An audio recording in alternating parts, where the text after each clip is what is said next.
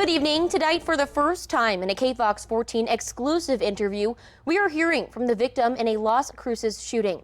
It happened inside her home and took the life of her husband.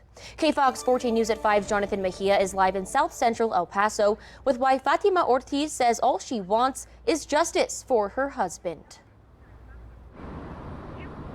I spoke with Fatima Ortiz, who's recovering here at UMC, and she tells me that this whole situation could have been avoided.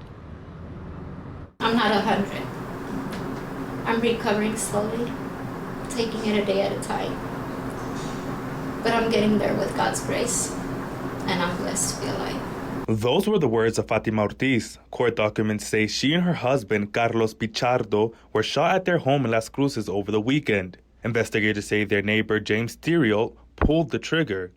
They add the suspect's son, Cody Theriot, faces charges for trying to hide the gun that was used in the shooting. If something had been done, this would have been prevented. My husband didn't deserve it. He died a hero. According to Ortiz, it's been nearly 2 years since she was moved into the Mesilla Valley public housing due to previous health issues. She says ever since they moved in, they ran into problems with their neighbor, Theriot, and his son. I let Housing Aware send voicemails, left the director voicemails, and nobody has gotten in contact with me. Ortiz says the issues would boil over. At this point, I call the cops and let them know they're threatening me. They're calling me out to fight me, and I'm not going to do that because I'm not healthy. I cannot fight. I cannot fend for myself. I reached out to the Deputy Director of the Housing Authority, Lorena Rivera, several times and have not received a response. I also reached out to LCPD about the issue, and the City of Las Cruces responded to my request, and they say we are unable to comment on this due to the ongoing investigation of this incident. Ortiz says she recorded her encounters with the Theriot family and even captured the moment the shooting happened.